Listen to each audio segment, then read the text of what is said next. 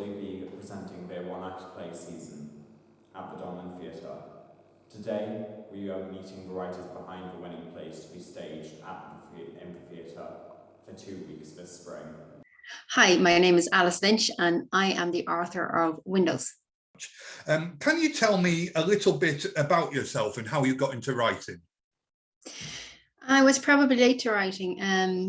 I'm from Dublin, but I married and moved to Cavan, just south of the border, and it's like completely different, and I'm quiet and shy. You know, I find it very hard to mix and to fit in.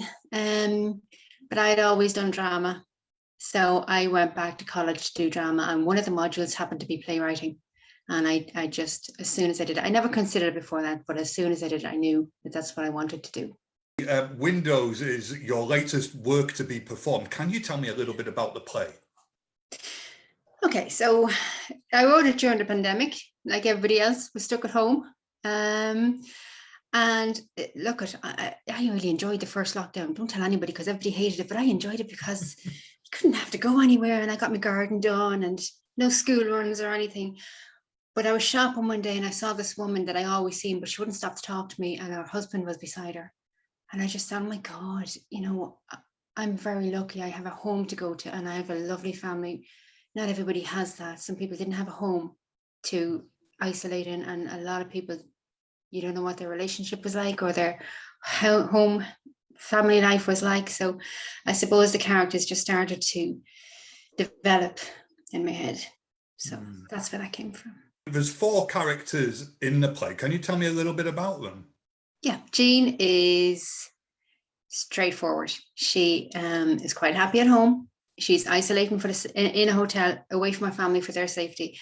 And she probably leads the story on in that she helps the other characters. She can see a problem and she's very quick to help them.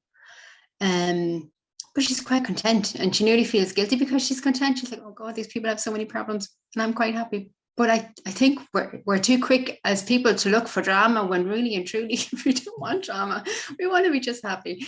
And she does not get on with Luke at all. Luke is the person isolating beside her, businessman.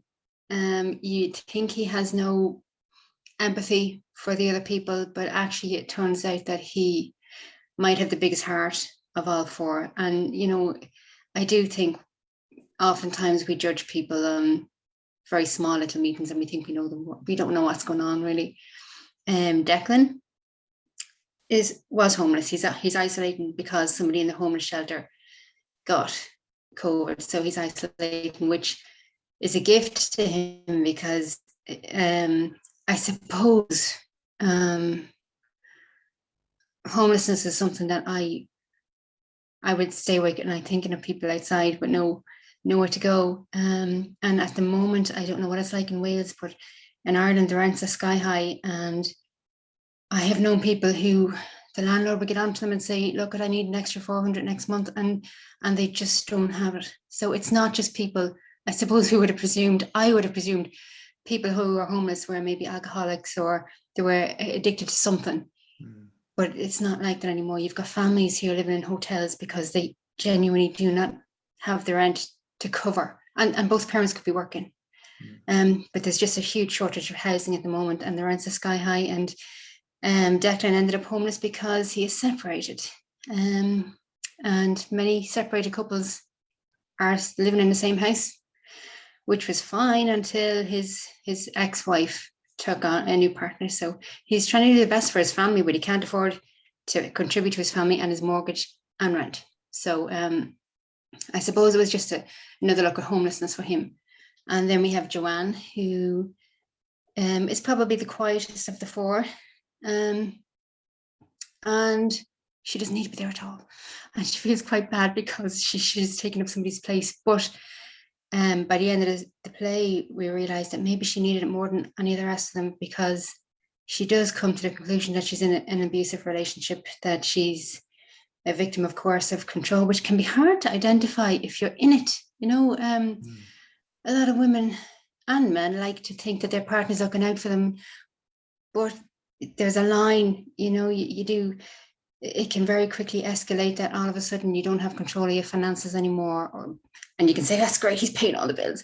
But if you don't have access to money either, that's, it's not a good thing. Or they start buying you clothes and maybe controlling where you go. And it can be done in a lovely way, like, oh gosh, it's so dangerous, don't go there.